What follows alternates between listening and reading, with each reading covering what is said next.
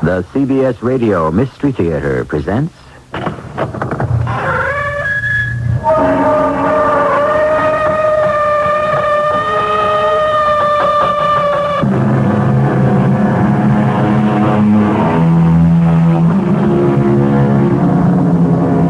Come in. Welcome. I'm E.G. Marshall. All of us, at one time or another, have believed, as Lord Byron did, in the power of thought, the magic of the mind. Hamlet also looked with his mind's eye. St. Mark was happily in his right mind. And even the great Caesar believed a good mind can possess a kingdom. Today we'll meet a man who is living proof of willpower over weight, of mind over matter. The mystery being, if a brain can make possible the impossible, what could you or I do just by thinking about it?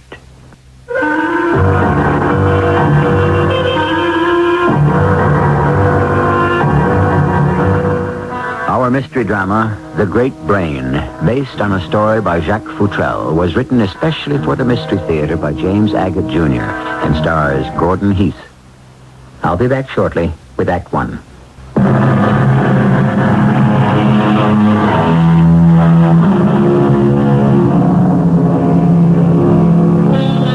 The most mysterious motion man is capable of is thinking. This is done by the mind. The mind is an activity of the brain. How it works is beyond us. We just don't know. That great mystery magician, Sir Arthur Conan Doyle, tells us, don't think about it. Stock up your brain attic with furniture where you can get at it when you need it. Is it that elementary, my dear Watson? When we tick, what makes us tick? Did you ring his doorbell, Herbert? Well, of course I did. Jason, give the man a chance to answer his front door. Maybe he's not home. Are you sure he said drop by at 9 this evening? Well, of course I'm sure. Okay, I'll ring again. Herbert, were you there at the chess match? No, I wish I had been. It was uncanny. Imagine a man who's never played chess winning over a grandmaster by sheer logic. Well, Gregory has more than logic to work with. What do you mean? He has a great brain. Gentlemen, I am pleased to see you. Good evening, Gregory. Hey, good to see you too, Greg. Come in. Have you been ringing long? Didn't hear the bell. Let's go into the library. Hawkins has a good fire going. We'll sit, and I'll put my problem to you. Oh, you must be joking, Gregory. You, of all people, with a problem? Sit down. Jason, Herbert, anywhere that looks comfortable. You know, we three scientists get together too rarely. Yes, I do have a problem. And it's only to my nearest and dearest friends, you two, that I would admit to it. Well, as you said at the chess match, it's your move. This is yesterday's Sunday Tribune. I'll read it. The mental marvel, Dr. Gregory March, has done it again. Defeated the Grandmaster chess champion in 4 out of 5 matches. Dr. March claims he never played the game before in his life. That concentration can make the incredible credible. Is it not more believable that Dr. March has kept secret all his abilities, which many suspect may be the case? Well, there are always detractors, Gregory, you know that. I keep trying to prove the superiority of the human brain, and at every turn I'd run into disbelief. So, gentlemen, that's the problem, and I enlist your aid. Oh, Gregory, we know you can perform certain feats of, what'll I call it, mental magic. Magic? But not anything is possible with brain power. I disagree. Not only anything, but everything is possible. You two set up the challenge, and I'll meet it.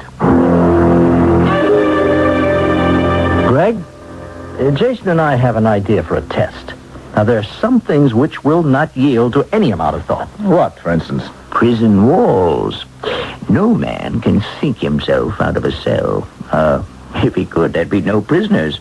Greg, let's suppose you were locked in a cell, a special prison cell, reserved, let's say, for the condemned murderer. Yes? Now, suppose you were locked in such a cell. Could you escape? Certainly. By brain power alone? A good test. Have me locked up precisely as you would any man under sentence of death, and I'll get out. I will escape in a week. Say, the death cell at the state penitentiary? You know, I think I could arrange that. I know the warden. You name it. What do you wear? Whatever's customary. No, not a prison uniform, but shoes, socks, trousers, shirt. You'll permit yourself to be searched, of course. Naturally. My dear friends, it's not what's on my body that will help me out, but what's in my head. Au revoir, Hawkins. Take good care of the house. See you in a week. Is it true, sir, that your friends are taking you this morning to the state penitentiary? Don't be concerned. Purely a scientific experiment. Ready when you are, Gregory. It's now 27 minutes past 7 o'clock. I shall be gone a week. Yes, sir. Will you be needing a suitcase and clothes? No, Hawkins, just what I have on my back. 1 week and 12 hours from now, these two gentlemen will take supper with me here. Warden Hammer, let me introduce Dr. Gregory March. As I said to you last night on the telephone, Dr. March is to be your prisoner here at State Penitentiary. Some kind of experiment, you said. Except in this case, the outcome is not unknown, but yes, all in the interest of science. So where do I begin, Warden? All right, Dr. March, you will first submit to being searched. Turn out your pockets, please.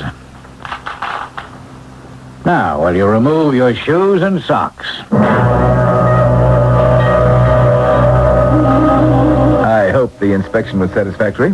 You found nothing concealed which might aid me in escaping. Doctor, even if you had a blowtorch on you, I don't think you can get out of state pen. Gregory, are you sure you want to do this? Would you and Herbert be convinced if I didn't? No, I can't say we would. Warden, is it quite impossible for Dr. March to communicate with anyone outside the prison? Absolutely impossible. He won't be permitted anything to write with at all. Yes, and your guards, would they deliver any messages from him? Not a word, directly or indirectly.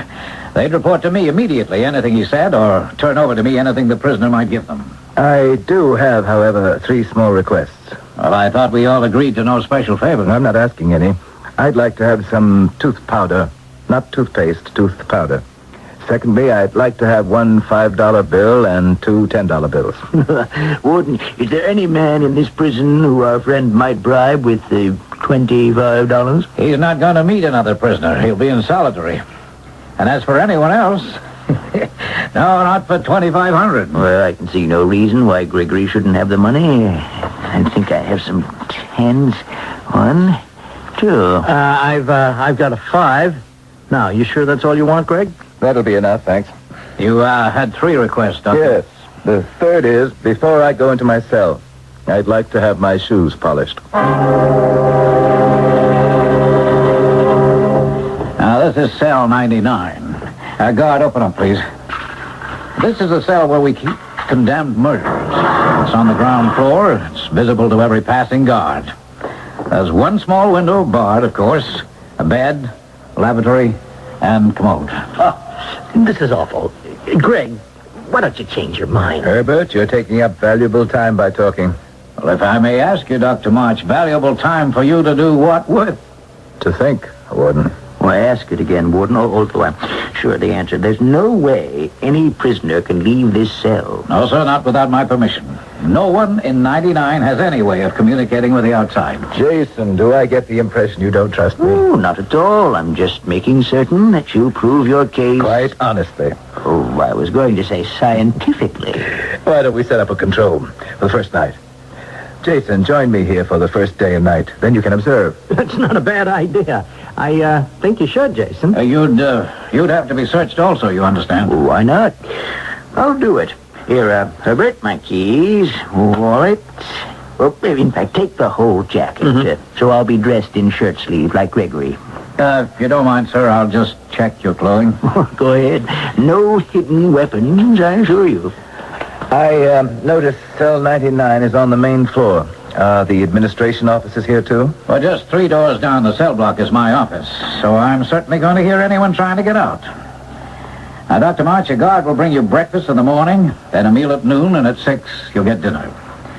The guard will stand by while you eat, and then remove a wooden spoon and bowl and cup. Then at 9 at night, there's a cell-by-cell inspection tour. Glad to hear it. The more security, the greater the challenge. You're quite determined, aren't you, Dr. March? Yes, I am. Oh, in case I forgot to mention it, no one has ever escaped from state pen. No man has ever made it over that 18-foot electrified wall. Good of you to tell me, Warden. I'll make a note that is not the way to leave. All set, Jason? Now, if you'll kindly lock us up, Warden. Why, certainly. Guard.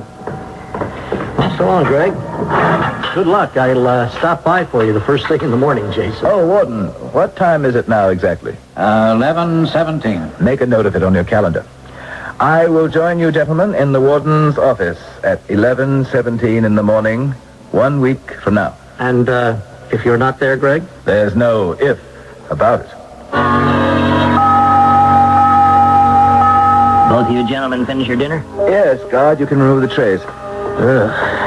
That's the kind of food you're going to get for 7 days. I don't envy you. I can afford to lose a little weight. You know, Gregory, I'd like to see you pull this off. I know you would. Would it be out of line to ask you how you go about it? When I tackle a new problem, I become all brain and mind. I begin by being a sponge, soaking up all the information I can. You can help. Go stand on the bed. Take a look out of the window and tell me what you see. The prison yard lit by arc lights all around. That wall looks higher than 18 feet. It's too smooth to climb up. And it's electrified on top. How many guards? Let's see. There are 4 of them patrolling. From the window, how far down is it to the yard? Just a couple of feet, 4, 5. Good observation. Jump down. Then I check my memory. Do you remember how we got to cell 99? Well, let's see. The main gate, guard's booth there. Then through 2 heavy steel gates, then into the main prison to the warden's office on this floor. Then, 2 more steel doors in the corridor and the double locks on your cell. Step 3, the inside. Search every corner. It's completely bare. Not a chair, not a table. The bed seems to be welded together so that it can't be torn apart and used. You really picked the impossible. That's the whole point. Now, when you were looking out the window, did you notice anything in particular about the arc lights in the yard? No, I don't think so. One of the wires leads up past my window to the roof. Was that important? It might be. No detail is unimportant. But you... Gregory, what's that noise? Let me have a look. There's something over in this corner. Well, what do you know? A rat. A rat? And another one. Now, where do they come from? Gregory, I can't stand rats. I can't. Here's a third. I've got to get out of here. They're not going to hurt you, Jason. Get down to that bed. But we're locked up in here. Guard! Let me out of this cell. Guard! Guard!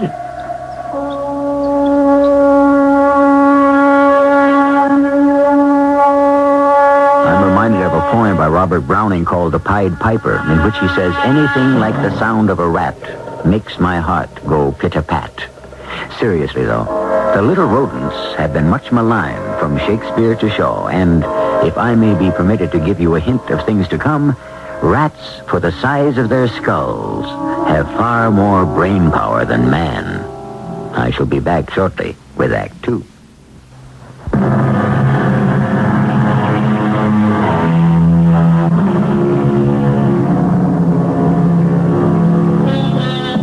We have called our mystery the Great Brain. That brain resides in the cranium of scientist Dr. Gregory March. To prove its power, he has vowed that by logic alone, he can, steal a march on his warden and his guards and escape from prison in 7 days. It is the following morning. Breakfast, Dr. March? Good morning, guard. You know my name. Well, sir, the whole prison's talking about you. Having yourself locked up. Hey, you say you done nothing. Here, I'll put your tray in your bed. Now, you'd better eat up. I'm supposed to stay till you're finished. What do we have here? Coffee? What's this? Oatmeal? Yeah, that's what it is. There go the rats. They smell food, and they'll come miles. I've noticed there's an old dry drain pipe in the wall. They run in and out of it like it's a revolving door. Yeah, well, that old pipe's big enough for a rat, but hardly a human being. I've never been partial to oatmeal, but you can get used to anything. Hey, rats don't bother you, Doctor? They're more scared of me than I am of them. How far is the river? Oh, about 300 feet. We have a baseball diamond out there on the other side of the wall, just for staff. You finish your coffee? Almost. I noticed last night I was getting very thirsty. You think you could bring me a little water in a bowl and leave it here? I'll ask the warden. I'll appreciate that. I suppose you're the guard assigned to my cell, so I ought to know your name. It's Argus. Argus? Really? Why? Is that name something special? I should say it is. Ask me to tell you about it sometime. Warden, may I see you a moment? Yes, come in, Argus. Is everything all right in 99? One of the armed guards on outside patrol handed me this just now. He said the prisoner threw it out of 99. Let me see. $5 bill tied around a piece of cloth. Will you look at this? You see what it says? Finder of this, please deliver to the warden. This is a piece of torn shirt. His shirt. Wait a minute, look. Inside there's more writing. Looks like a code. May I see it, sir? Nakai epoxy got Oh, it's not English. What do you make of it, Argus? Well, why don't you try reading it backwards, sir? Back? If I want to escape, I can. What, is he crazy? Why write me a note like this? What do you think, Argus? Well, I'm thinking, where did you get the pen and the ink to write with?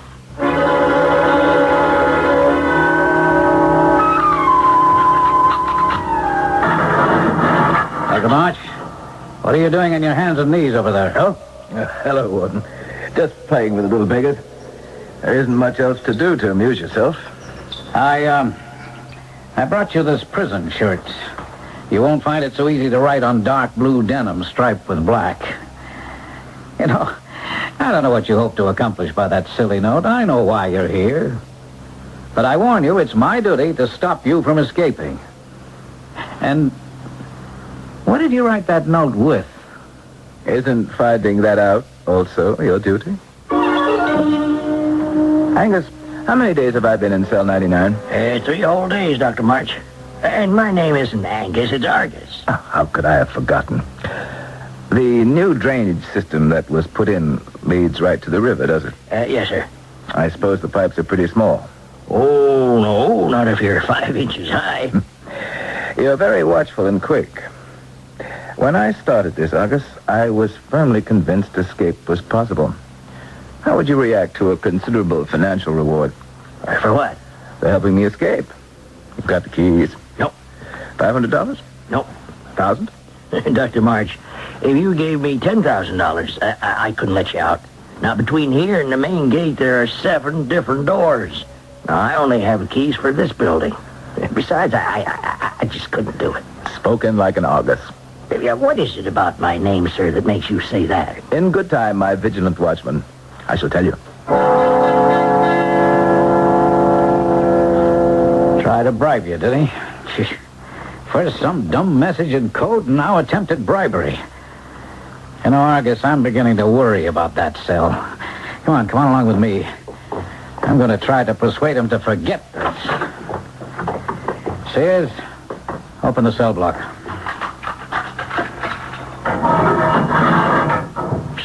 Warden. What is it? I hear something from cell 99. Okay. Let's move up real quiet and see what he's up to. Well, it sounds like he's got a file and he's working one of the steel bars. Dr. March, what are you doing? Not a thing, Warden. All right, guard the cell door, please. What are you hiding behind your back, Doctor? Behind my back? Nothing. See? My hands are empty. Guard, search him. Hey, well, here's something, Warden. Here. Well. That looks like a metal instep from a shoe. Hiding it under your belt, Doctor, huh? You're going to have to do better than that. Here's another one, Warden. Oh, thank you. Well, that accounts for both shoes. You know, Doctor, never in a million years can you cut those window bars with something like this. Why don't you call your friends and tell them you're ready to give up? Tell them the scientific experiment is over. I haven't started yet. Argus, come back to my office with me for a moment, will you? I have an idea. Warden, do you think he has any chance of getting out? No, of course not. Just the same, he's darn clever. I was reading in the Trib about him. That fellow Jimmy Purvis had a whole column about him being here. I don't know how he found out. He calls him Big Brain or Great Brain. You know something, it still bugs me that I don't know how he wrote that note. Who's that? The prisoner we just got up in 79, 2 tiers up. Oh, come on, up the stairs, Argus, quick.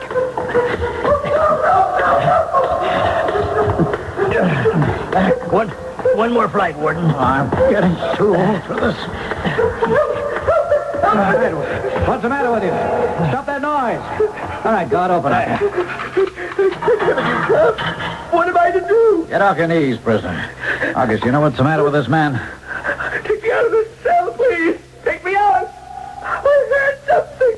It's making me sick. Who is this fellow? What's he accused of? Henry Victor, sir. He's accused of throwing acid in a woman's face. She died of it. I can't prove it. I can't prove it. Please put me into another All right, I cell. don't care, Victor. I'm the warden.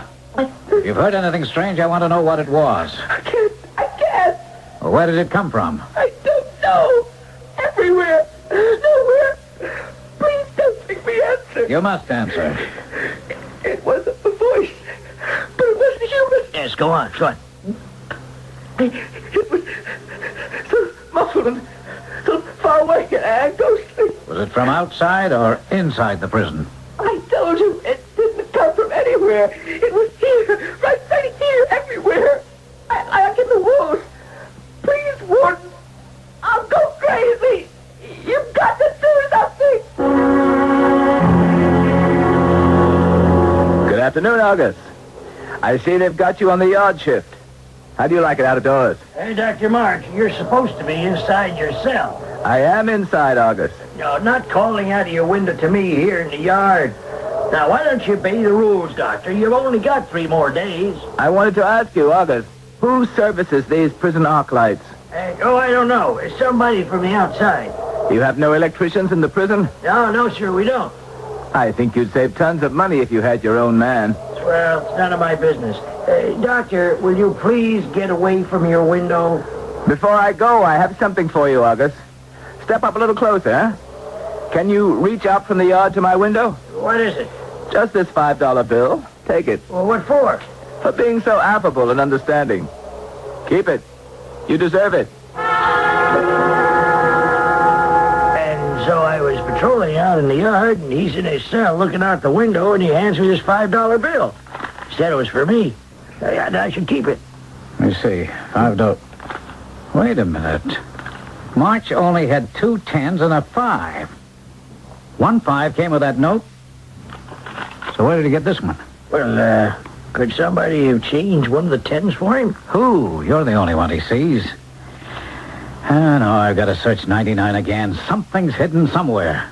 When a prisoner can write messages when he wants, get money when he wants, we're in deep trouble. This could cost me my job.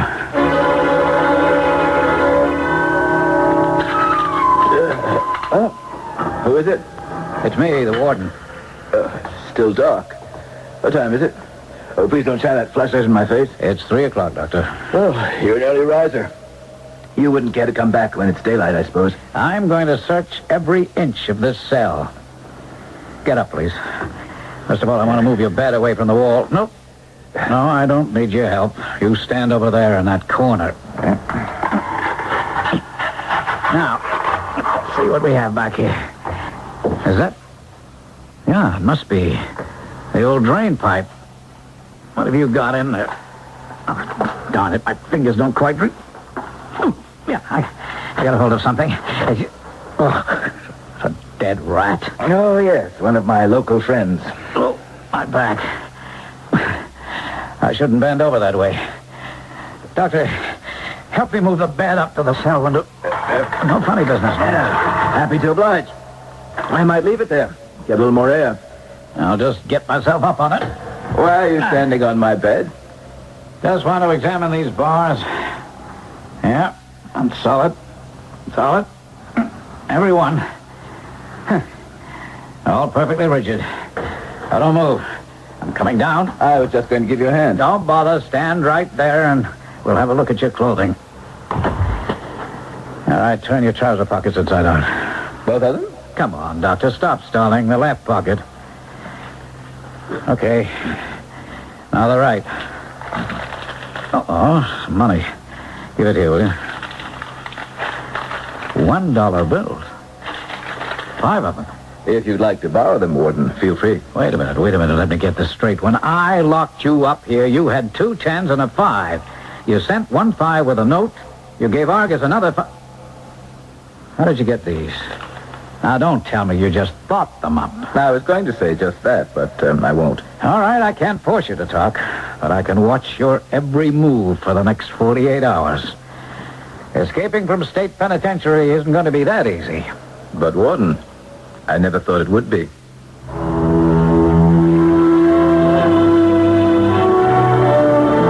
What we are hearing are the maneuvers of a superior intellect. Each move we have heard Dr. Gregory March make has a reason. I shall return shortly with Act 3.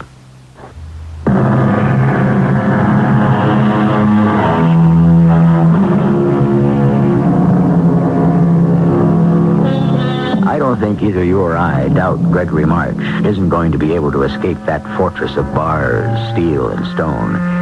And I suspect for all his bluff, the warden fears the same. It's how he'll do it that fascinates. What transforming power is this super brain able to exert? It is the 5th day. The hour is late. The warden turns restlessly in his bed. What in heaven's name is that? Where's the light? Where's that phone? Night, Eddie. Hit the alarm and get Argus to call me back. Better get some clothes on. Oh, my back. That crazy man again.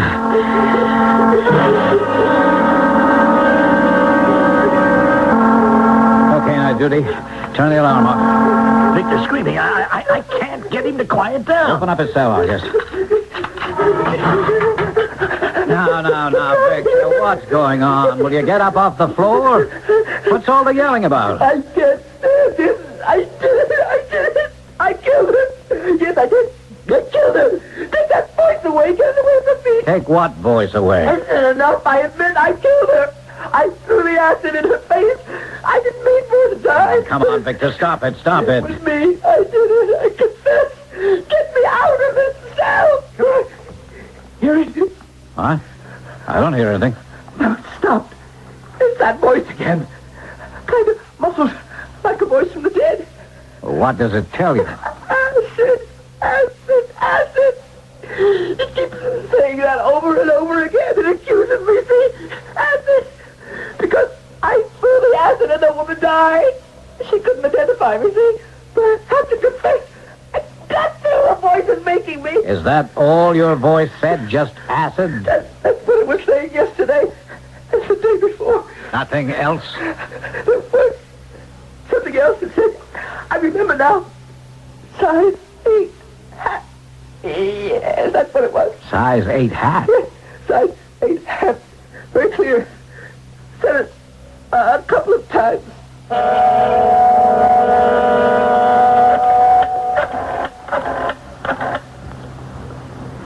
Good morning, Argus. This is the warden. You can congratulate me. It's the 7th day, and I'm still playing with a full deck. The 2 friends of Dr. March are here. Yeah, I know it's very early. Would you bring us all some coffee? Thanks. Well, Warden, I'll confess to you. I thought he'd do it. And I'm very surprised he hasn't. Aren't you, Herbert? Well, not really, Jason. Even brain power's got its limitations. Well, I can tell you now he didn't really try very hard. Spent most of his time being friendly with his guard, playing with the rats in his cell, writing notes. Now, that is something I never caught on to, where he got the pen and ink. And you know that 25 you gave him? Mm-hmm. It turned into a 10, 2 5s, 5 singles. Crazy, huh? We never came into contact with any other prisoners? Never. I saw him, and his guard saw him. Well, here he is now. This is Mr. Argus, who's personally been in charge of Cell 99. I'd just put the coffee on the desk, Argus. Gentlemen, help yourself. Warden, I have a special delivery letter for you. Oh, thank you. Tell me, how is our distinguished Houdini this morning? Well, half an hour ago at 6, he was sleeping like a baby. Oh, he gave me this last night. What is it? A silver dollar. He handed it to you? Yes, sir. To remember him by. You see what I mean, gentlemen? Crazy stunts like that. But trying to escape? No, sir. Oh, excuse me. Warden here. What arc lights? Well, if you discovered it last night, why didn't you take care of it then? Well, sure, call the electric service company. Tell them to send 3 or 4 men down here in the double to fix it. Problems? Oh, an arc light on one side of the yard has been out all night. Are you going to open the letter, Warden? It was a special delivery. Huh? Oh, yeah, of course. Hey, that'll be a son of a gun. What is it? You look at the envelope. A special delivery letter, return address, cell 99.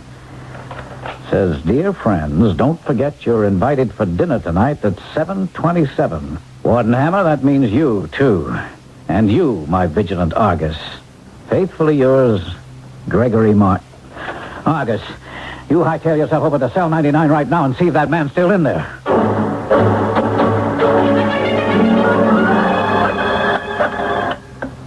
Main gate, this is the warden. Those electricians arrived yet? 3 workmen and a supervisor. Okay, but just make sure only 4 men leave. That gentleman is security. I can't get over this letter. The nerve. Excuse me. Yeah? 2 reporters? Sure, why not? Yeah, bring them over to my office. Did either of you gentlemen tell the press to be here this morning? No, neither did I. Warden, he's in his cell, all right, still asleep. I could see him through the cell door. I've been looking at this letter. It's Gregory's handwriting, but the postmark is blurred. Looks like last night's date. How did he do it? That's what's got me. If he is in his cell, how did he do it? Marcus, go see who that is. Oh, it's the reporters. Hello, Warden. Hi, Jimmy. Gentlemen, this is Jimmy Purvis from the Trib. Come on in and bring your friend, Jim. Morning, folks. I heard there's a story here. Now, let me introduce my associate. Turn around, pal. Dr. Gregory March. Greg? How did you do it? Forgive me. I'm a little earlier than 11:17, but I don't think Warden Hammer will mind. March, will you mind telling me Not at all, Warden. Why don't we all go back to cell 99 and I'll show you. Jimmy, I think the Trib will enjoy this story. Jimmy, this has been my home for a week. Certain disadvantages, but certain advantages. To demonstrate the extraordinary advantages of this extraordinary cell, I step on the bed, sweep my hand across the bars on this small window, and presto! Oh. The window bars all fall down like magic. Oh, how could that be? I tested those. Before, Warden, not after. Who's that in the bed? Mr. Nobody. Argus, shine your light upon that strange bedfellow. I pull back the cover a wee bit, and what do you see, gentlemen? A wig. You ought to know, Jimmy. The color is excellent. Thank you, Doctor. Would you mind pulling the covers all the way back, Dr. March? What's that body made of? Oh, happy to oblige. Good Warden, would you be so good as to identify what you see on the bed? I can't believe it. It's a coil of rope. 30 feet, I'll have you know. And there are a couple of files, a roll of fine wire, a pair of pliers. Sure beats me. If you'll excuse me, I'd better get myself back to the house. Takes me quite a while to decide what wines should be served at our little celebration. Just a minute. Aren't you going to tell us how you did it? Perhaps later. Over the brandy. Well, my very dear friends, was that dinner worth waiting for? I trust everyone else had enough to eat. Shall we tell them, Jimmy? Well, you tell them, Doctor. They were your ideas. Very simple. You sit down and you weigh the odds. On one side, you have 7 steel doors, and on the other, a rat hole. My escape was facilitated by a rat running out of a rat hole. Yes, but what did you write the notes with? And where did you get the money and all those things stuffed in your bed to make it look like you were sleeping? I mean, the rope, wire, pliers, you had a hardware store full. Let me tell it my way, Warden. You sit there. You say, where do those rats go? Into the river? Or does the old drain come out on land? So you examine the little beggars. Their feet are dry. They are land rats. I see that, but there's still hundreds of yards between cell 99 and where the drain ends. Warden, did you know there's a quarter of a mile of cotton thread in one good cotton sock? Let me show you. I snip one end with my fingernail and then pull gently, gently. See? One continuous thread. So I wrote a note on a piece of shirt. That was before you confiscated my white shirt, remember? Mm-hmm. Tied my instructions to a $10 bill and tied the whole thing to a rat's foot and sent him on his way through the old drain, keeping the other end loosely in my hand. I knew the little beast, as soon as he got out of the pipe, would sit down and gnaw the thread off, which is what he did. It must have been the next day. A boy showed up at the Trib and asked for me. He had to be the note which said, will the finder take this to Jimmy Purvis at the Tribune? He'll give you another $10. The kid had found a note playing ball. What made you interested, Mr. Purvis? Well, the note said, I dare you, and it was signed Chess Player. I made the boy show me where he'd found the note, and sure enough, there was the thread. It ran the length of the old drain. That afternoon, I felt a tug, and I knew I had an ally. The thread passed notes back and forth, and wire became rope, and a plan was set up for today. You came pretty close, Warden, but your fingers weren't long enough. All you found was the dead rat I'd put there. I still want to know, what did you write the notes with? The metal tip of my shoelace made a pen. The shoe polish, moistened with water, was the ink.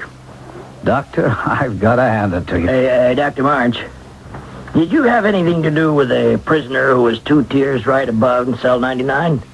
He was hearing voices. I'm afraid I'm to blame, for better or worse. All the old drain pipes must be connected. To cut the bars, I needed nitric acid. I'd run out of shoe polish, so I tried whispering nitric acid into the drain pipe so Jimmy could hear me at the other end. Oh, so Victor did hear that word, acid. After repeating it several nights, Jimmy got the message, sent some test tubes full of nitric to me, and with the wire, I was able to cut the bars. The tooth powder kept the acid from spreading. But once I got out of my cell, how to get to the warden's office disguised? We worked out this plan for me to have a workman's uniform, and I whispered to Jimmy, get me a size 8 hat. He did hear size 8 hat. Poor Victor. So, it was you who cut the wire outside your window leading to the arc light. August, congratulations. That's just what I did. When the warden called the electric service company, I was waiting there. You were there, Mr. Purvis? Mm-hmm. I persuaded the supervisor I'd like to go along, that maybe there was a story. And I brought extra overalls and a hat for Dr. March. I'd escaped through the window in the darkness a couple of hours earlier, replaced the bars, and hid behind one of the buildings. I'd watched the patrols. I knew exactly what their route was. So I arrived with the electricians, helped Dr. March get dressed, and the two of us walked into your office, Warden. End of an escape. I'll be darned. There's always a way. Just rely on your brain. Jimmy, don't be too hard on the warden here. And August, my faithful guard. I've enjoyed every moment, sir. Whoever christened you must have known the profession you'd follow. Well, how so, sir? Why, your name. It means a very watchful person. August was a mythical being with 100 eyes, some of which were always wide open. Not open wide enough, I'd say. Excuse me while I catch my breath. It takes some doing chasing after the convolutions of a great brain in action. It's even a strain to stay on the sidelines of this battle of wits. For my money, to be kept guessing until the very end is, I think, mystery theater at its most intriguing. I shall return in a moment with a thought my brain has just come up with.